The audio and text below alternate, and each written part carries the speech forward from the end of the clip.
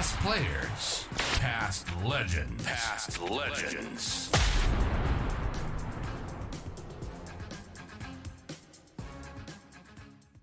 Four or five or 3 or 4 years, nothing much did change. Then everything's changed since. So the 2014 entry of the Adelaide Crows and Port Adelaide, and all of the presentations we sat through, listening to Port and the Crows tell us how many people are going to get to SANFL games and how great it's going to be. Yeah.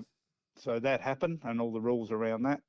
And then, of course, and this is one of the things that people forget, I reckon, was that back in 2016, we only had a league and reserves and basically under 18s and under 16s.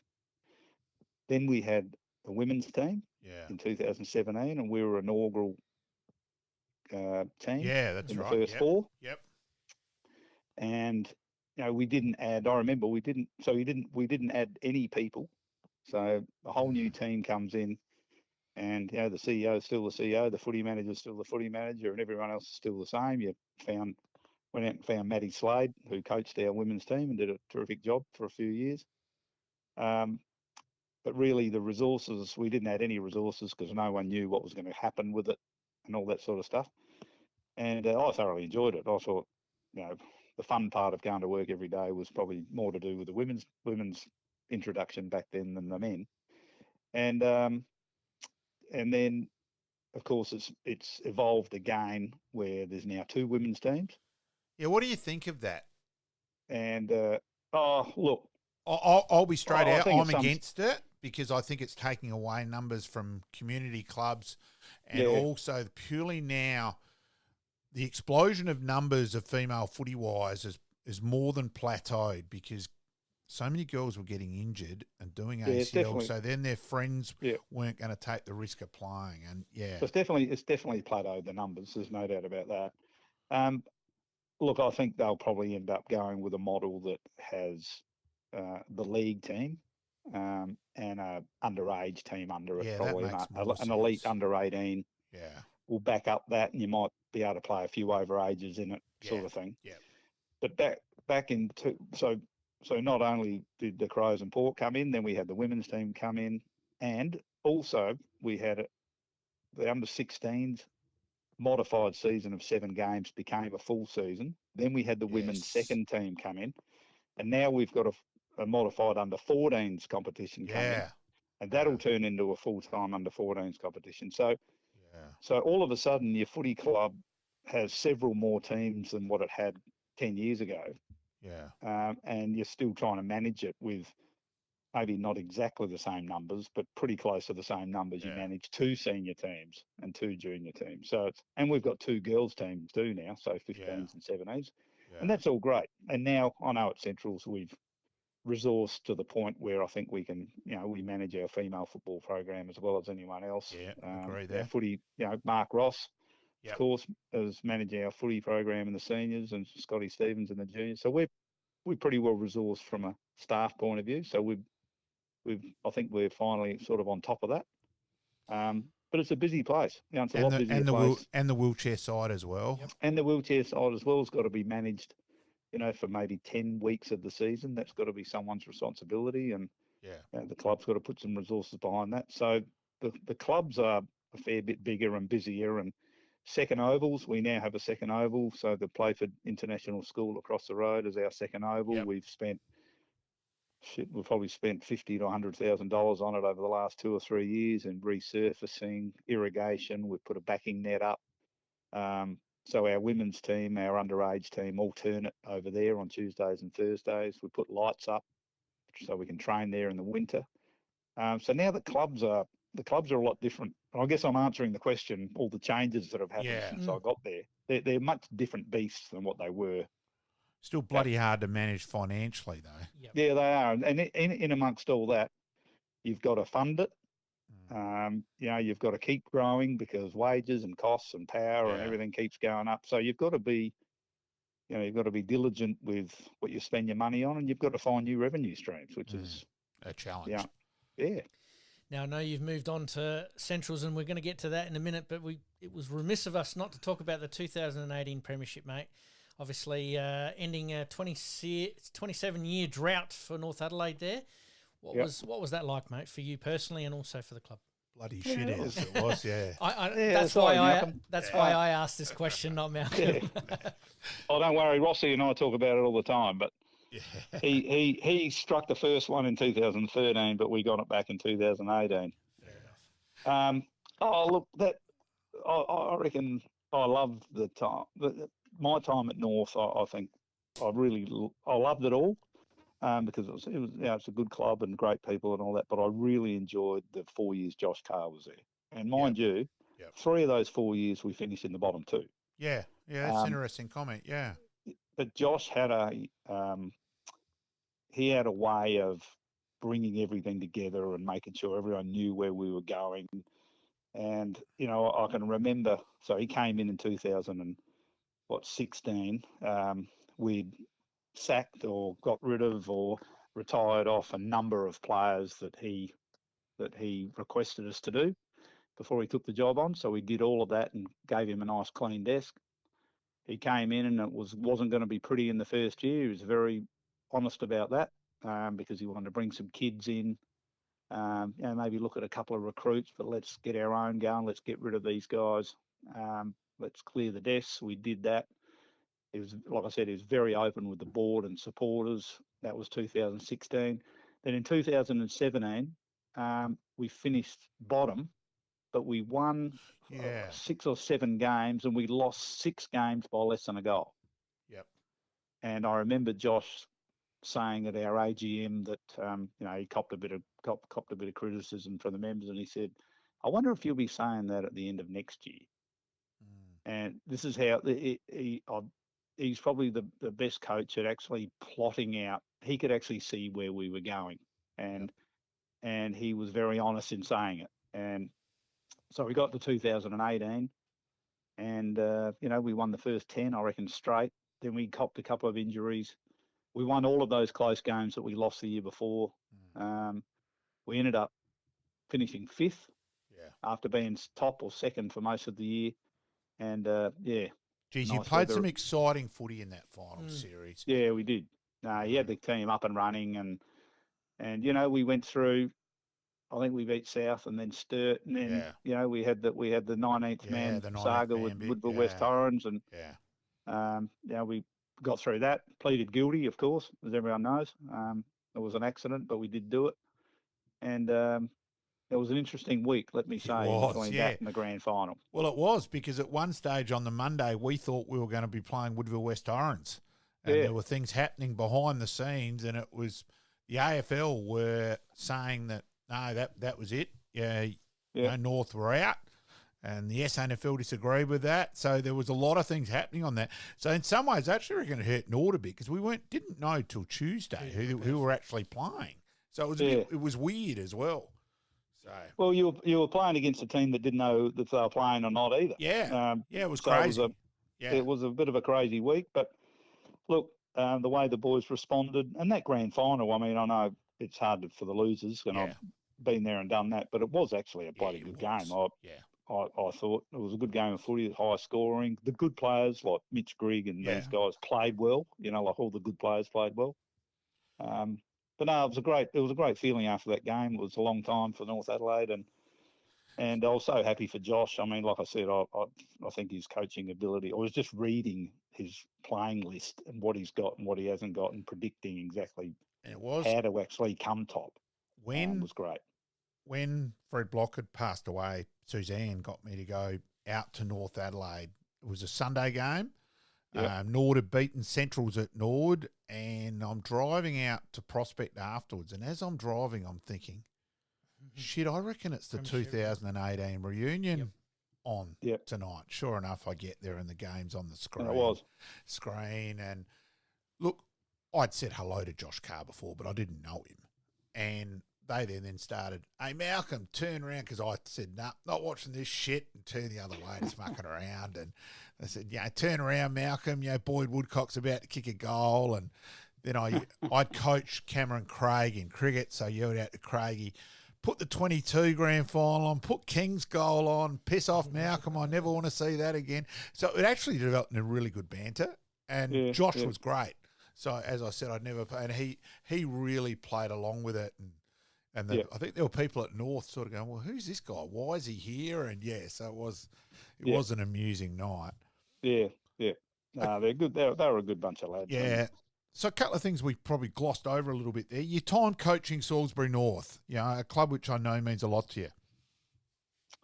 Yeah, so I went back there at the end. So Freeling for 2 years, then I went Salisbury North, coached there in 87, 88. So at least you got to wear the red and blue at Freeling, mate. Yep. Yeah, I did. I did. Yeah. Norwood, exactly. Yeah, the Red Legs. Yeah. No, they're a good club, the Red Legs. And then went back to Salisbury North. Played my last game ever there in 1988. I remember it because Shane was born like a month after the season finished. I hurt my knee, so I had a full knee reconstruction in my last game. Unfortunately, that finished me off, and so I didn't play another game after that, apart from just mess around games and stuff like that. But I loved it. I had lunch there last or the week before Christmas. I went out to Salisbury North Footy Club and always go and have a look at their new renos and what they're doing. They've got Luke Harpel out there coaching now, and they've probably got 6 or 7 or 8 players from Centrals all playing there. And it's a terrific place. It's one of the best footy clubs in South Australia, I reckon. And of course, the joy from Shane's career, and I did say when I was sitting with the two of you there last year, I said, "Hey, to Shane," I said, "Hey, the old man could seriously play," and he tells me that, and that and I said it's quite unusual now with normally each with you growing taller than your dad normally, where with you and Shane it's the other way around. And just obviously just completely different players. Shane, grease lightning hands, etc. Where you were the specky mark, so it's impossible to compare you as players. But Shane did laugh when I was saying, "Hey, you could seriously play." Yes, I had a phone call last week from Steve Wright. Yes, Steve Wright, Sydney Swans. Yep. Coached Central Districts in 96, 97, and for 2 years, lost the grand final to Port Adelaide in 96 and lost the preliminary final in the Macintosh Stewie Jew controversy bit jaw busting incident. Yeah. Yep. And I coached the reserves. Yep. And so Steve rang me last. I haven't seen him since then. So I haven't seen him since 1997, since he left and I went off. And he said to me, "Geez," he said, "your young fella Shane had a bloody good career." He said, "I can't believe how someone's so skinny," because Shane used to knock around with his son Josh when Steve was coaching, right? And my young son Kim, who was smaller and skinnier again, right? Okay. And he said, "Gee, I can't believe." He said he had a wonderful career at Richmond, didn't he? He said, "Yeah," and Kim played league at North Adelaide, so he said, "That's a great achievement as well." And so we've been lucky. The boys have enjoyed their footy, and now Shane's living in Adelaide again. They're back being mates again. So no, it's all good. And it was good. I think that video where Richmond did was interviewing the two of you at Prospect, and that came across really well as well. And huge respect to Shane, and enjoy catching up, running into him at junior games, and go through who he's having a look at, and he asked my thoughts. No, he's enjoying himself. Who I've seen around the traps and all that as well. And look, the Dogs, remiss to look. I think you're caught between a rock and a hard sea as one of the people behind the decision-making process of David Kosh's whinging about Port Adelaide and then that. And I don't think you could win. You really could not win. Like, for those of us who are SANFL fanatics and say, "Oh, stuff them, get Port and Adelaide out." The whole reality of the day Port and Adelaide leave is the day we're closer to the SANFL amalgamating with community football. And I think the concessions have gone too far. I hate it that you guys have lost Jez McClellan, and the league, the AFL clubs can now say to 10 different people, "Oh, we'll do what we did with Logan Evans for you," and it's a great selling spot for them. But I think overall, you couldn't win it. None of you folks who were involved, you and Sue Dewing, etc. You just couldn't win. No, well, the decision to give them more concessions was made before we got there. Yeah. It was just what concessions do they get? And I thought, as Sue and I have said to each other quite often, it was good that we were on the working group because the concessions would have been more. We were the ones that argued them down, and and still argued right to the end. And of course, the SANFL made their decision after their meetings with Port and the Crows and the AFL and whoever, and the clubs were firmly seated on the opposite table with regards to them having concessions. But it is what it is. There's nothing we could do. Like you said, we were in a position with no power, and and it went ahead. And it is, Jez was keen to play. At Port Adelaide. He made that known to them. We couldn't do anything about it. He wanted his last roll of the dice, as he put it. And you can't blame the kid. You can't blame the kid for that whatsoever. No, so we couldn't. And blame him. And look, if it hadn't changed last year, Nord keep I've got no problem with Logan Evans getting recruited before the season. Good luck to him, etc. But even with Harry Boyd this year, where it stayed off, and look, I think we stuffed it up a bit. I think the young kid who's gone to North Van Wyck, we should have played him last year, but that's a separate probably conversation.